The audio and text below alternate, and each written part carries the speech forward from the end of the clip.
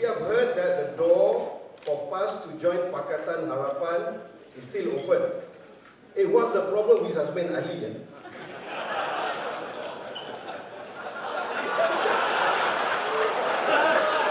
He seems like a wild card or wild cat. I don't know. What's your view? Why be repeating things? It's the kind of questions that get you killed politically. And I think you should ask that question to Azmin himself rather than me.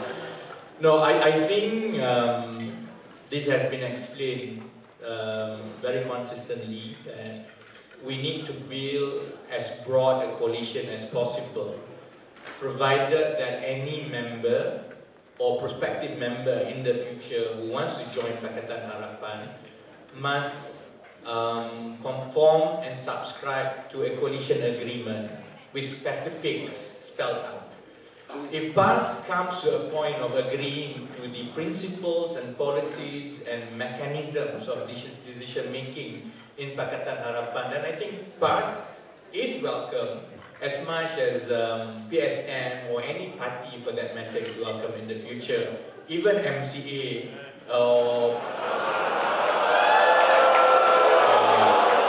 I was just testing, and Tony Hua was whispering to me. So I think it was Tony's idea. It was Tony's idea.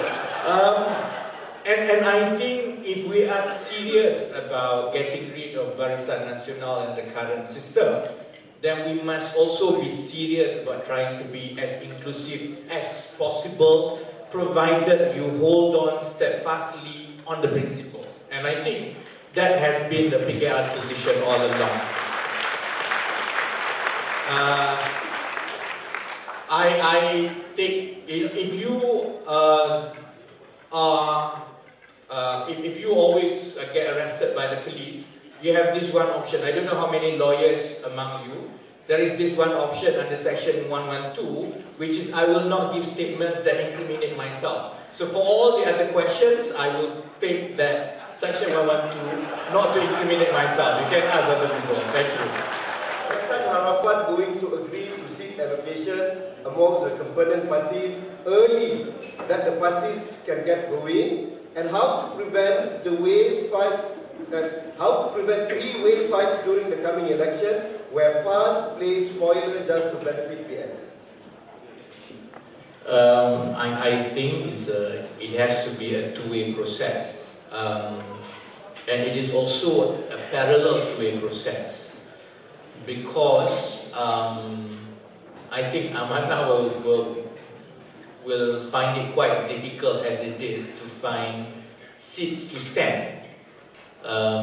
My opinion about why I support Amanah all along is because I think the mandate that was given to those past seats which were won in the last general election overwhelmingly was the mandate for the idea that Pakatan Rakyat then brought. And after what had happened in the last 2 years, I have reservation that if PAS continues to field candidates in those seats, take Kota Raja or the Dr. Siti Mariah seat, for example, I have doubts that the non-Malays will give the overwhelming support to the PAS candidate as they had given previously to Yang Berhormat Dr. Siti Mariah. In that situation, we will end up with PAS standing in all these mid seats with significant non-Malay votes, especially in the West Coast, only for the sake of standing but not winning. If we were in the 80s, I don't think that matters, because it will not have any impact on national politics and national life.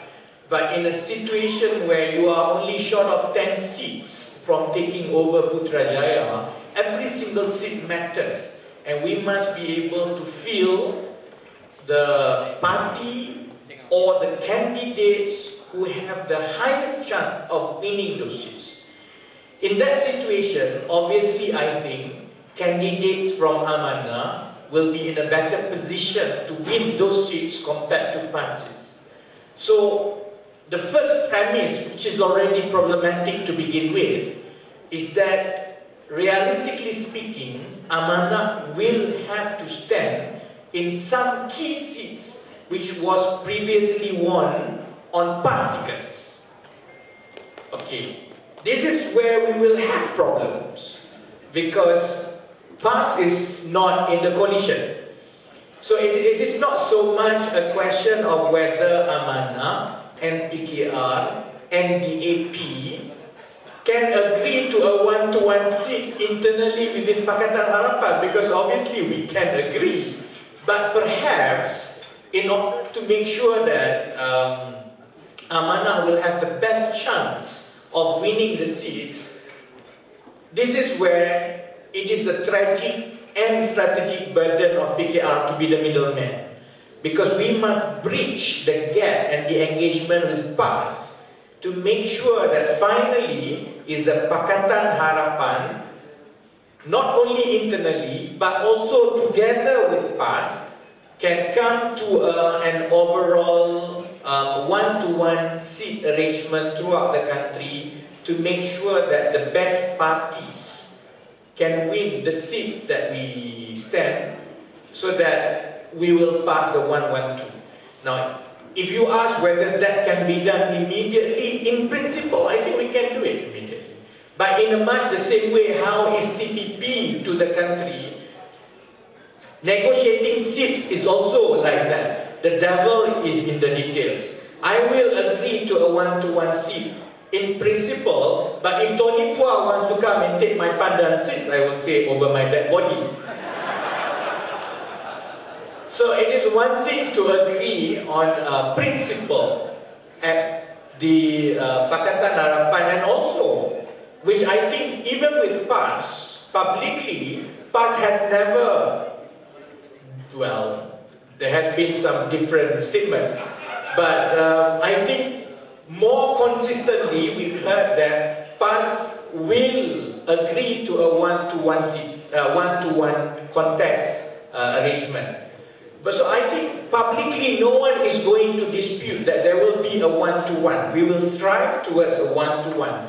But I don't think it is something that can happen immediately, and most importantly for Pakatan Harapan, it is a chicken and egg question. You can't be talking about a one-to-one and governing Putrajaya when people have not seen you providing enough leadership in this time of crisis. Likewise, it is very difficult for us to discuss with PAS on the winnability of our parties when we haven't started doing anything. Obviously, PAS will say, I'm stronger here. DAP will say, they are also strong there. Amanah will say, they are strong there. And PKR will say, we are the strongest there. So you will not get any agreement. You can only arrive at a realistic compromise along the way when enough work has been done on the ground over time, so that a more realistic and pragmatic compromise can be reached, that if PAS cannot win Kota Raja, then it is fair for the rakyat to allow Amanah to stand in Kota Raja in exchange for a few other arrangements. This is a work in progress.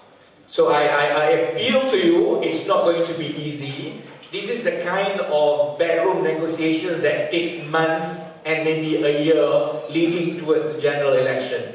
And my experience in the last general election is that a few contentious seats were only agreed a few days or even one day before the nomination.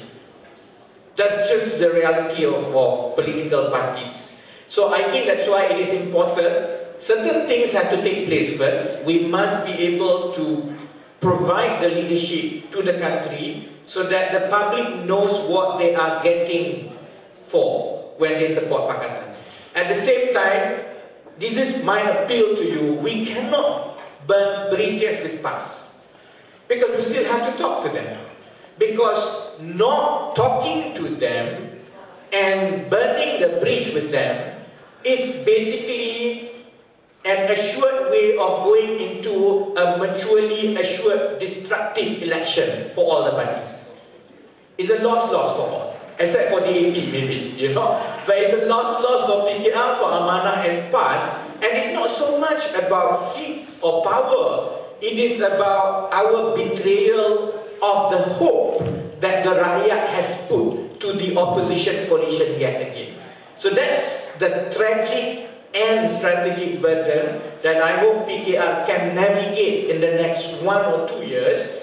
But what we need to happen first, there must be a strong leadership from the opposition bloc. Otherwise, we can forget about all these seats arrangement. We will surely lose if we don't have a strong leadership from today onwards. Thank you very much. Okay.